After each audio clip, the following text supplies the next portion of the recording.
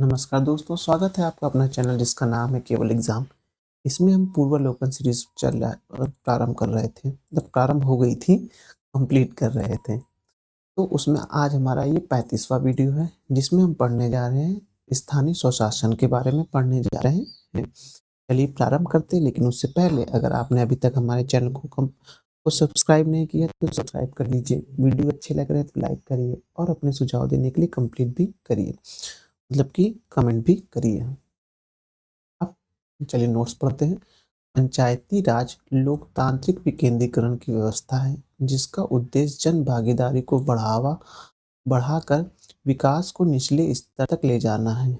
संविधान के भाग 9 के अंतर्गत अनुच्छेद 243 से 243 भाग के तहत पंचायत के संबंधित प्रावधान किए गए हैं।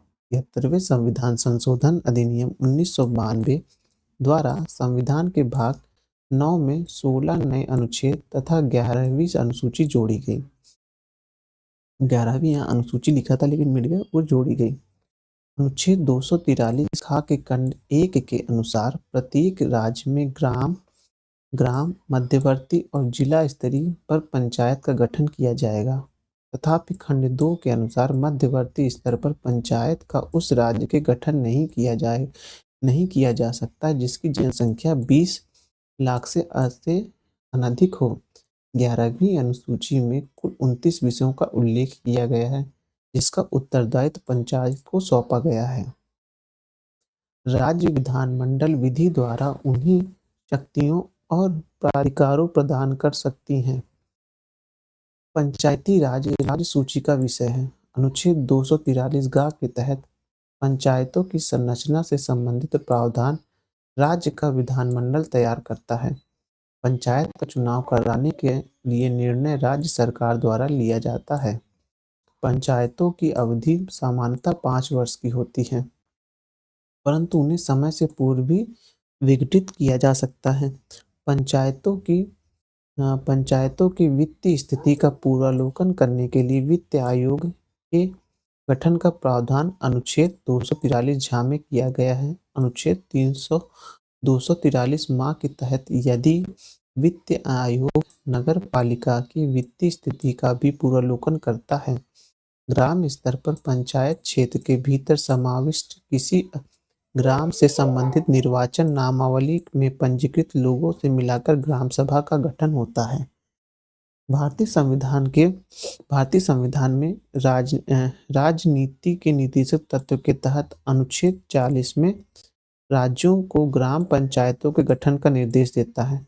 अनुच्छेद 1957 में गठित बलवंत राय मेहता समिति ने ग्रामीण क्षेत्र में त्रिस्तरीय पंचायत प्रणाली का सुझाव दिया, जिसमें ग्राम स्तर, ब्लॉक स्तर और जिला स्तर थे। पंचायती राज व्यवस्था के शिल्पकार वास्तुकार बलवंत राय मेहता को कहा जाता है।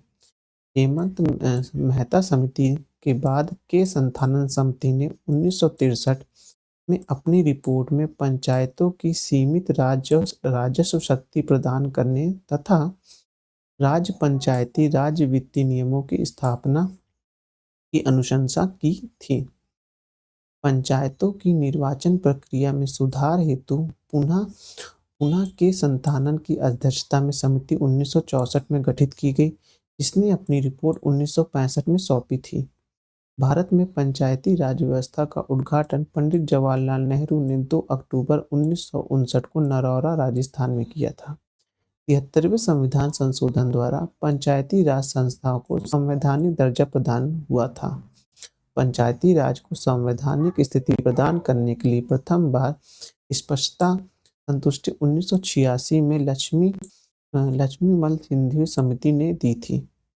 1988 ईस्वी में गठित पी.के. तुंगन समिति ने भी पंचायती राज संस्थाओं को संविधान में सम्मिलित करने हेतु संतुष्टि प्रदान की थी। पूर्व में 1977 में गठित अशोक मेहता समिति ने भी यह सहमति व्यक्त की थी कि भारतीय संविधान के कुछ प्रावधान पंचायती राज व्यवस्था के संदर्भ में महत्वपूर्ण हैं, अतः भारत सरकार को इन पर विचार करना चाहिए। इस सहमति को स्पष्ट अनुशंसा नहीं माना गया है।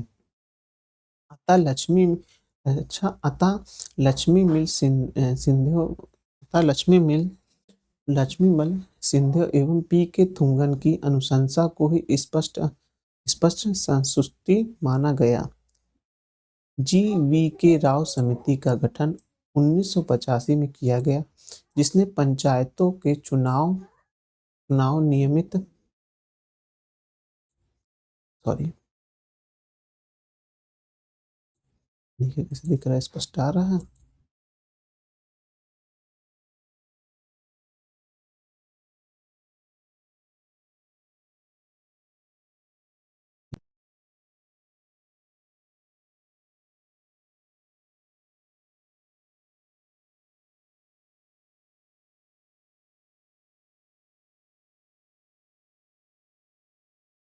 देखिए स्पष्ट आ रहा है, अब स्पष्ट आ रहा है।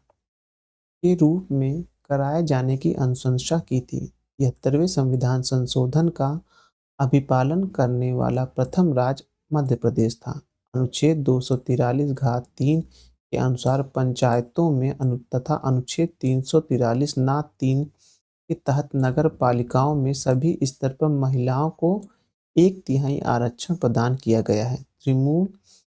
तृणमूल लोकतंत्र यानी ग्रास रूट डेमोक्रेसी अर्थात जमीनी स्तर पर लोकतंत्र का संबंध लोकतंत्र के विकेंद्रीकरण से है। किसी व्यक्ति के लिए पंचायत या नगर पालिका सदस्य बनने की न्यूनतम आयु 21 वर्ष है। अनुच्छेद 243 टा के तहत पंचायतों के लिए कराए जाने वाले निर्वाचन के लिए राज्य निर्वाचन आयोग की व्यवस्था की गई है, जिसमें राज्यपाल द्वारा नियुक्त एक राज्य निर्वाचन आयुक्त होता है। अनुच्छेद 243 या का के तहत नगर पालिका के निर्वाचन को भी यही आयोग संचालित करता है। शहरी स्थानीय स्वशासन प्रणाली को 74वें संविधान संशोधन अधिनियम 1992 के द्वारा संवैधानिक दर्जा प्रदान किया गया।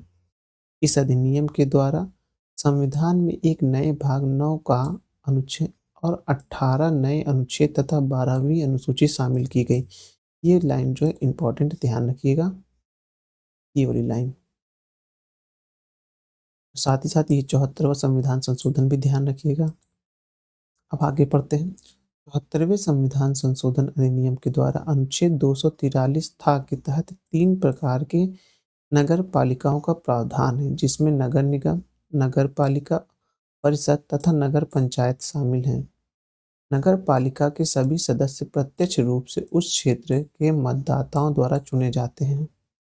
नगर पालिका की कार्यकाल अवधि 5 वर्ष की निर्धारित है, हालांकि इसे समय से पूर्व भी विघटित किया जा सकता है। नगर पालिकाओं के चुनाव का निर्देश, नियंत्रण और प्रबंधन राज्य निर्वाचन आयोग के अधिकार में होता है।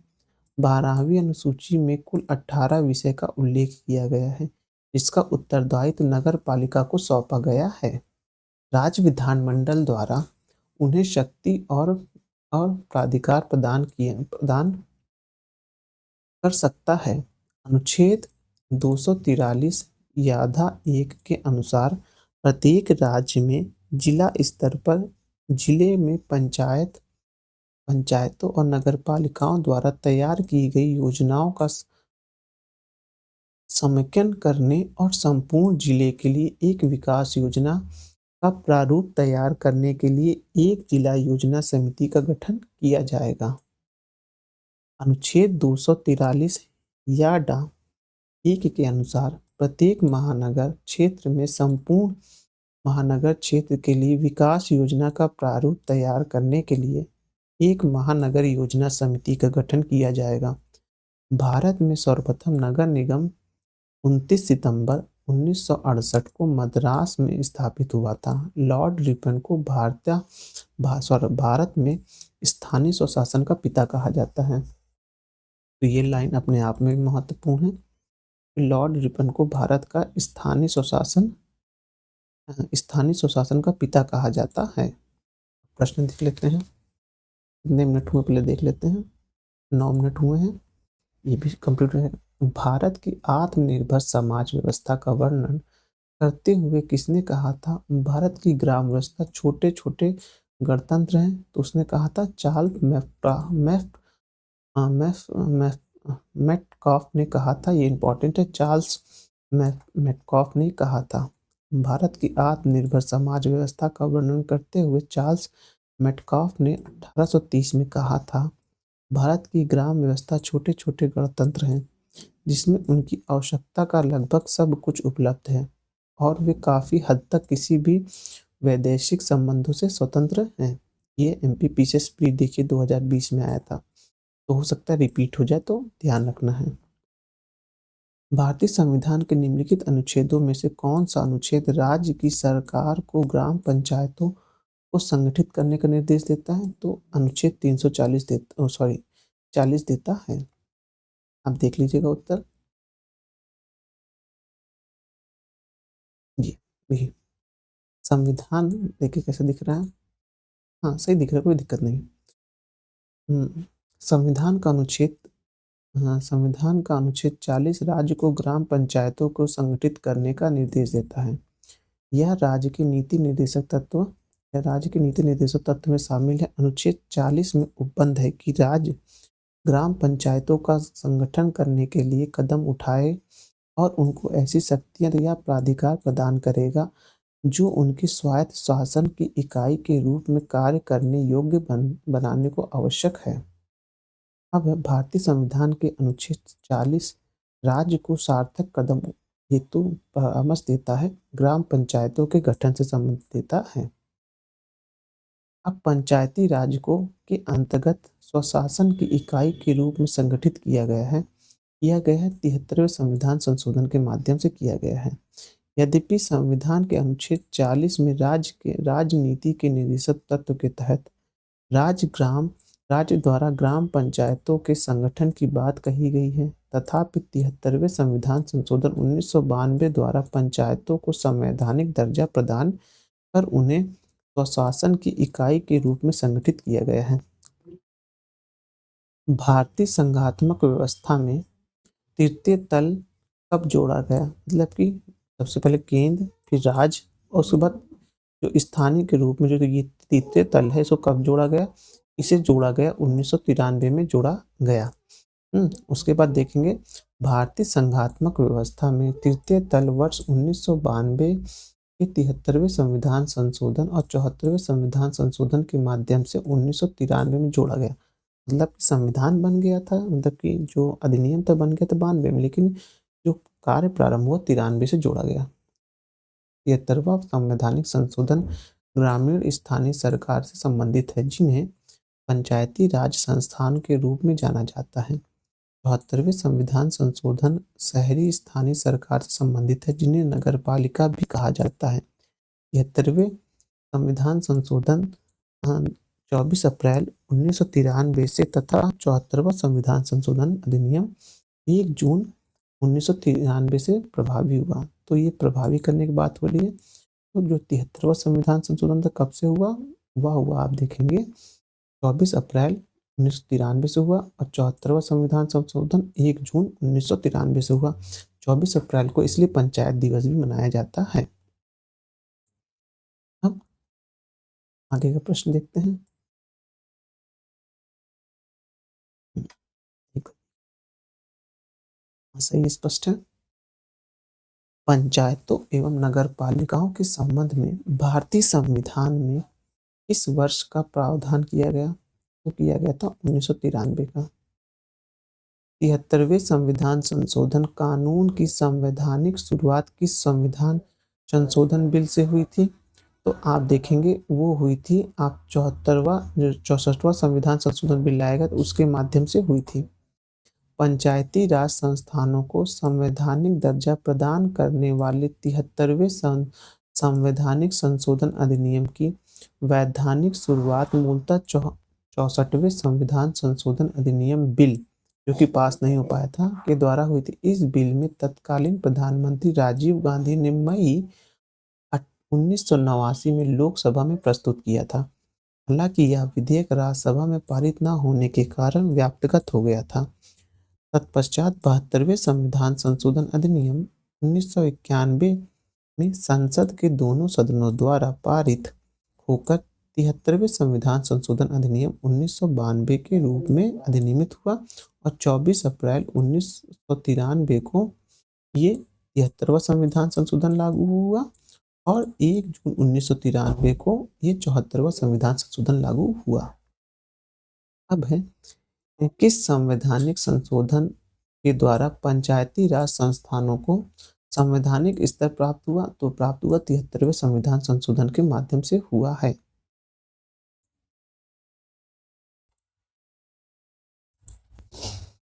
73वें संवैधानिक संशोधन 1992 और 24 अप्रैल 1993 से प्रभावी द्वारा संविधान के भाग 9 एवं 11वीं अनुसूची जोड़कर पंचायती राज संस्थानों को संवैधानिक स्तर प्रदान किया गया।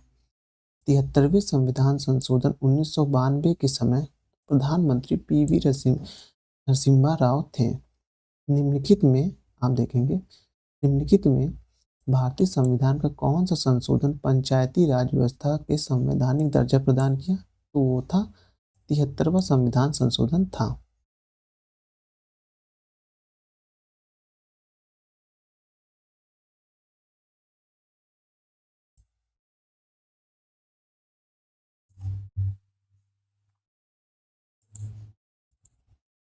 भारत के संविधान के 73वें संशोधन का संबंध किससे है? पंचायती राज व्यवस्था से है। भारत के संविधान के पंचायत तथा नगर पालिका के संबंधित 73वें एवं 74वें संविधान संशोधन जब हुआ उस समय भारत के प्रधानमंत्री कौन थे? तो पीवी नरसिम्हा राव थे। पंचायती राज संस्थानों को 29 कार्यों की सूची किस अनुच्छेद के तहत दी गई है? तो वह दी गई, आप देखेंगे, 243 जी के तहत दी गई है। संविधान के 73वें संशोधन ने प्रावधान किया है पंचायतों को नियमित चुनाव कराने के लिए, महिलाओं के लिए सभी स्तरों पर सीटों के आरक्षण के संबंध के लिए। तो ये जो सभी आ रहा है ये अपने आप में विवादित लग रहा है। अब देखेंगे, राज्य वित्त आयोग की संतुष्टि के अनुसार पंचायतों को फंड का अनिवार्य रूप से हस्तांतरण एवं 11वीं अनुसूची में दिए गए विषयों के संबंध में पंचायतों को शक्ति का अनिवार्य रूप से हस्तांतरण। तो अब इसका सीधा उत्तर देखते हैं हम क्या है। उत्तर है डी, सभी चारों जो है सही हैं। अब है संविधान के 73वें संशोधन द्वारा पंचायतों को निर्दिष्ट किया गया है करने वाले कार्य निम्नलिखित में से कौन किसमें है? तो आप देखेंगे 11वीं अनुसूची में दिए गए हैं 29 कार्य। भारतीय संविधान की 11वीं अनुसूची में पंचायतों को कुल कितने विषय निर्धारित किए गए? तो वो 29 निर्धारित किए गए हैं। निम्नलिखित में से कौन पंचायतों की संरचना के बाबत उपबंध करने को स्वीकृत है? वह देखेंगे राज्य का विधानमंडल है 343 गा 1 के अनुसार। अब है पंचायतों की संरचना में निम्नलिखित में से कौन सा एक सही नहीं है? तो देखेंगे, प्रत्येक राज्य ग्राम, मध्य और जिला स्तर पर पंचायतों का गठन करेगी, तो ये सही नहीं है।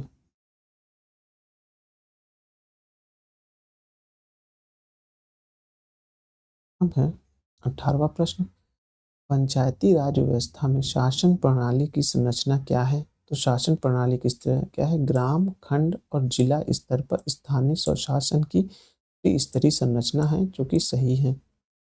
वह न्यूनतम जनसंख्या कितनी है जिसके नीचे 73वें संविधान अधिनियम के उपबंध के अनुसार मध्यवर्ती स्तर पर पंचायत गठन नहीं की जा सकती है?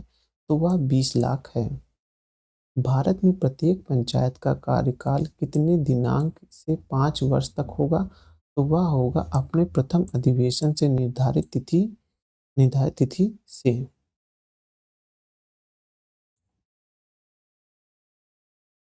अब है, यदि पंचायत भंग होती है तो किस अवधि के अंदर निर्वाचन होगा? तो होगा वह 6 महीने के अंदर हो जाना चाहिए। ग्राम पंचायतों के विषय में क्या सही नहीं है? ग्राम पंचायतों के अधिकतम 20 पंच हो सकते हैं। ग्राम पंचायतों में यदि 15 पंच निर्वाचित हैं तो 5 पंच मनोनीत किए जाएँगे। जनपद आप देखेंगे तो जनपद पंचायत तो अध्यक्ष और 5 पंचों को नामित कर सकता है। ये है, तीसरा भी सही है। अब देखेंगे ग्राम पंचायत को 10 पंच भी हो सकते हैं, जो कि गलत लग रहा है मुझे। पंचायतों पंच के निर्वाचन में समान मतों वाली आने वाली लॉटरी द्वारा निर्णय होता है, जो कि गलत है। मनोनीत सदस्य बैठक में तो भाग ले सकते पर मतदान नहीं कर सकते, तो ये भी सही है। तो कौन वाला ऑप्शन सही होगा? सी वाला सही है इसमें। ये इसमें दिया गया एक्सप्लेनेशन देख लेते हैं। ग्राम पंचायत ग्रामीण स्तर पर स्थानीय स्वशासन की सबसे छोटी इकाई है। छत्तीसगढ़ के पंचायत राज अधिनियम 1993 के प्रावधान के तहत प्रत्येक ग्राम पंचायत क्षेत्र को कम से कम 10 वर्ष और अधिक से अधिक 20 वार्डों में बांटा जाता है और प्रत्येक वार्ड से एक पंच चुना जाता है। प्रत्येक ग्राम पंचायत में निर्वाचित पंच और एक सरपंच होता है, जो कि ग्राम पंचायत का मुखिया होता है। अतः स्पष्ट है कि कथन 1, कथन 2, 3 और 6 असत्य हैं, क्योंकि तीनों कथनों में मनोनीत सदस्यों की बात की गई है, जबकि सभी सदस्य निर्वाचित होते हैं। उत्तर प्रदेश में पंचायती राज अधिनियम के प्रावधान के अनुसार यह ग्राम पंचायत के प्रधान के अतिरिक्त 9 यानी पंचायत क्षेत्र की जनसंख्या 1000 तक होने पर 11 जब पंच कब होंगे? जब जनसंख्या 1000 से लेकर 2000 तक होगी।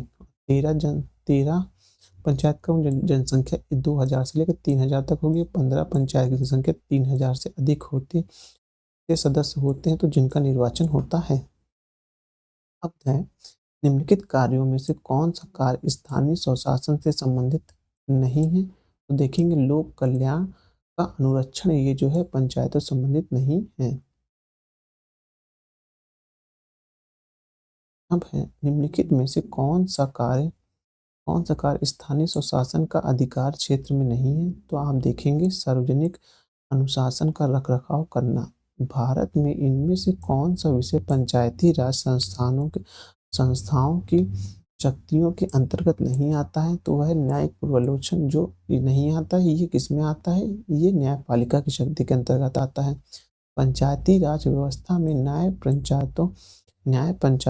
पंचायतों को किसी को बंदी बनाए जाने की सजा देने का अधिकार निम्नलिखित में से किस राज्य में है? तो किसी राज्य में नहीं है। देखेंगे आप, एक बार एक्सप्लेनेशन देख लेते हैं ना इसका। बिहार पंचायती राज अधिनियम 1947 तथा 1993 के प्रावधान के तहत वह न्याय पंचायत या ग्राम कचहरी को किसी को बंदी बनाए जाने की सजा देने का अधिकार प्राप्त है। हालांकि 1996 में कृष्णा कुमार मिश्रा एवं अन्य बनाम बिहार राज्यवाद में पटना उच्च न्यायालय ने बिहार पंचायती राज अधिनियम 1993 के ग्राम कचहरी के संबंध में भाग 6 को अवैध करार दिया था। वर्तमान में बिहार पंचायती राज अधिनियम 2006 के प्रावधान के अनुसार ग्राम पंचायत कचहरी का कोई पीठ किसी भी प्रकार के कारावास नहीं दे सकता है, चाहे वह मूल दंडादेश के रूप में हो या जुर्माने का भुगतान करने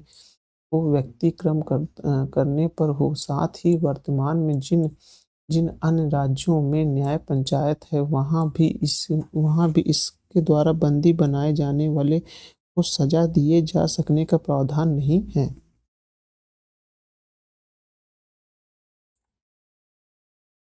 अब है, निम्नलिखित कथनों पर विचार कीजिए। भारत के संविधान के भाग 9 में पंचायतों से संबंधित उपबंध है और उसे संविधान संविधान 73वें संविधान संशोधन 1992 के द्वारा स्थापित किया गया है। ठीक है।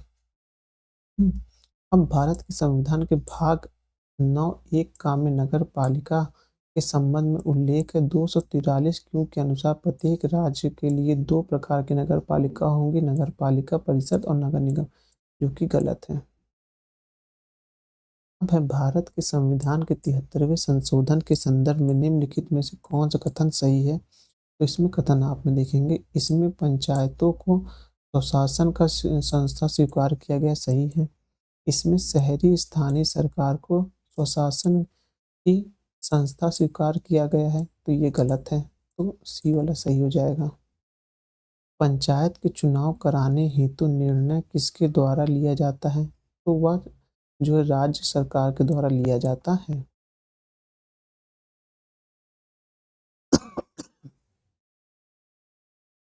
अब है संविधान के प्रावधानों के अंतर्गत पंचायत चुनाव कराने का निर्णय की दिया जाता है, वो राज्य सरकार के द्वारा लिया जाता है। अब पंचायती राज प्रणाली किस सूची में है? तो आप देखेंगे वो आप राज्य सूची के विषय में आती है। पंचायती राज विषय किसका है? वो राज्य सूची का है। पंचायत राज व्यवस्था का निम्न में से किसमें उल्लेख है? तो वो उसमें आप देखेंगे राज्य सूची में है। पंचायती राज सम्मिलित किए गए हैं, किसमें किए गए हैं? राज्य सूची में किए गए हैं।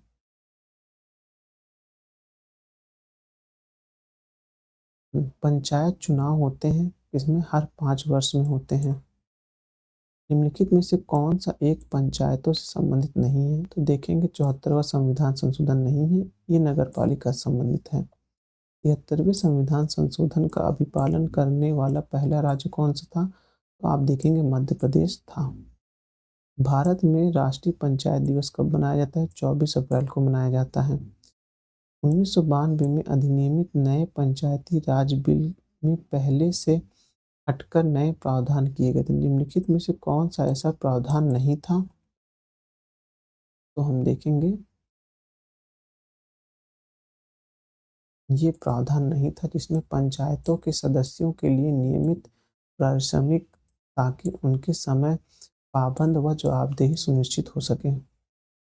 कथन कारण के प्रश्न हैं। पंचायतों के प्रधान प्रमुख तथा अध्यक्ष के पदों में महिलाओं के लिए जिसमें अनुसूचित जाति अनुसूचित जनजाति तथा पिछड़ी जातियों की महिला सम्मिलित हैं, आरक्षण से उनके क्रियाकलापों में एक सुस्पष्ट परिवर्तन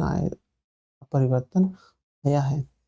ग्रामीण क्षेत्र में महिलाओं इस आरक्षण की मांग लंबे समय से करनी तो गलत है। इनको पहले से मिला हुआ है, तो ये गलत है। ये वाला सही हो जाएगा। अब है पंचायती राज संस्थानों में महिलाओं के लिए आरक्षित सीटों के संदर्भ में निम्नलिखित में से कौन सा सही है? इसका प्रावधान संविधान के अनुच्छेद 243 D3 में किया गया है। सही है। यह आरक्षण अनुच्छेद 334 में निर्दिष्ट अवधि में सम्मिलित समाप्ति पर प्रभावी नहीं होगा, तो ये गलत है। पहला वाला सही होगा। संविधान के 73वें संशोधन में पंचायती राज के क्षेत्र में निम्नलिखित में से कौन सा एक प्रस्तावित नहीं था? तो प्रस्तावित नहीं था, इसमें से विवादित प्रश्न है, ये देख सकते हैं विकल्प में लेके। संविधान के निम्नलिखित संशोधन में से किसके अंतर्गत भारत में महिलाओं के लिए पंचायतों में 30% का स्थान आरक्षित किया गया है? तो वह जो ये आरक्षण को लेकर 73 भी है, 74 भी, तो इसलिए कंफ्यूजन है ये।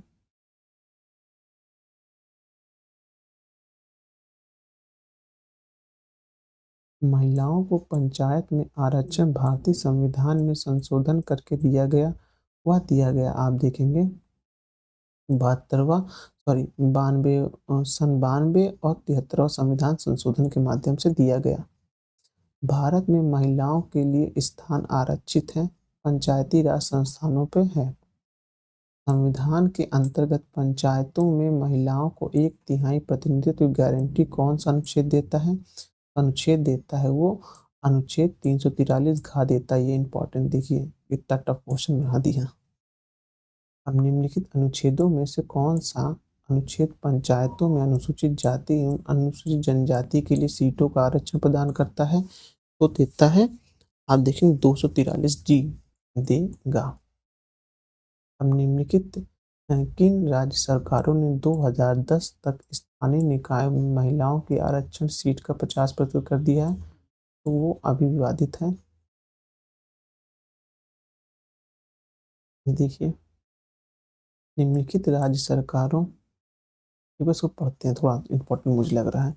प्रश्नकाल में बिहार, मध्य प्रदेश एवं हिमाचल प्रदेश में महिलाओं को 50% आरक्षण स्थानीय निकाय में प्रदान किया गया था, परंतु वर्तमान में केंद्रीय पंचायती राज मंत्रालय द्वारा सितंबर 2020 में जारी विज्ञप्तियों के अनुसार आंध्र प्रदेश, केरल, छत्तीसगढ़, झारखंड, महाराष्ट्र, उड़ीसा, राजस्थान, असम, गुजरात, कर्नाटक, सिक्किम, तमिलनाडु, तेलंगाना, उत्तराखंड, पश्चिम बंगाल, पंजाब एवं त्रिपुरा राज्य में भी महिलाओं के लिए 50% स्थान पंचायतों में आरक्षित है।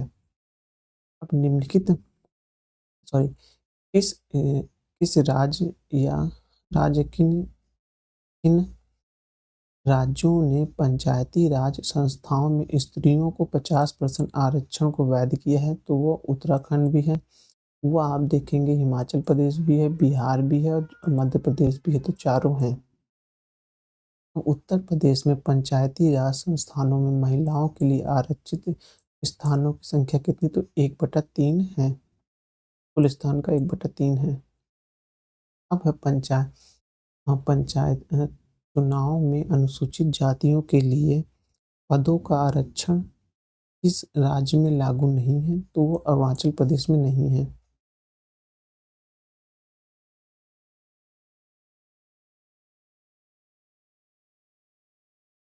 राज्य के निम्नांकन में से किस समूह पर पेशा यानी कि पंचायत अनुसूचित क्षेत्रों के विस्तार अधिनियम 1996 को प्रवर्तनीय नहीं है? तो आप देखेंगे वो असम, मेघालय और तमिलनाडु में नहीं है। पंचायत यानी अनुसूचित क्षेत्र में विस्तार अधिनियम 1996 के अंतर्गत समाविष्ट क्षेत्रों के पास ग्राम सभा की क्या भूमिका शक्ति है? तो देखेंगे आप, ग्राम सभा के पास अनुसूचित क्षेत्रों में भूमि का हस्तांतरण रोकने की शक्ति है, सही है। ग्राम सभा के पास लघु वनोपार्जन का स्वामित्व भी है, ये भी सही है। अनुसूचित क्षेत्रों में किसी भी खनिज के लिए खनन का पट्टा तथा पूर्वच्छर लाइसेंस प्रदान करने हेतु ग्राम सभा की अनुशंसा की आवश्यकता नहीं है, तो ये कोई आवश्यकता नहीं है, तो ये अलग गलत है, तो 1 और 2 सही हो जाएगा। हम देखेंगे अनुसूचित क्षेत्रों में जिला पंचायत की शक्तियों के विषय में क्या सही है? तो देखेंगे उपयुक्त सभी सही है। देखेंगे लघु जलाशय की योजना बनाना, समस्त सामाजिक सेक्टरों पर नियंत्रण करना, जनजातीय उपभोग पर नियंत्रण रखना राज्य सरकार द्वारा प्रदत्त कार्य हैं, तो उपयुक्त सभी सही हैं। अब हम अपने नेक्स्ट वीडियो में देखेंगे अभी कितना समय हो रहा है, 32 मिनट हो गया है। हम इसको जूम आउट कर लेते हैं और देखते हैं कुल कितने प्रश्न हैं इसमें। अच्छा, 61, 70, 80, 82, 87, 89, 92, 100 से ज़्यादा है, 17, 20, 22, 27, क्योंकि इससे ये पोर्शन इसमें हर साल प्रश्न आते हैं, हर एक परीक्षा में से प्रश्न आते हैं। ये पोर्शन अपने आप में बहुत बड़ा हो जाता है, मुझे लगता है 3 वीडियो लग जाएंगे इसको बनाने में। 54 सर सबसे ज़्यादा क्वेश्चन वाला क्वेश्चन आप देख रहे हैं, 170, मेरे ख्याल से टोटल प्रश्न 173 हैं, तो 3 वीडियो इसमें लग जाएंगे बनाने में, पूरा क्वेश्चन कवर करने में। तो चलिए वीडियो आज यहीं समाप्त करते हैं। अगले वीडियो में हम 150 तक देख लेंगे, तो अगर हो सकेगा तो हम 100 क्वेश्चन पूरा निपटा देंगे, पूरा कर देंगे, तो जिससे कंप्लीट हो जाए ये पूरा 2 वीडियो में कंप्लीट हो जाए। लेकिन मुझे लगता है 2 वीडियो में कंप्लीट नहीं हो पाएगा, इसके लिए हमको 3 वीडियो को ही उपयोग में लाना पड़ेगा। हमने कब तक कहाँ तक देख लिया है? हमने देख लिया है 54 क्वेश्चन तक देख लिए हैं, तो हमको अभी 120 क्वेश्चन और देखने हैं। अगर 60 वीडियो का बनाऊँ, उस प्रश्न का बनाऊंगा, तब भी 2 वीडियो लग जाएंगे। चलिए यही समाप्त करते हैं। अगले जो वीडियो में हम मिलेंगे वो 55 नंबर से मिलेंगे, जिसमें रहेगा ग्राम सभा का अभिप्राय से होगा। चलिए वीडियो ही समाप्त करते हैं। धन्यवाद।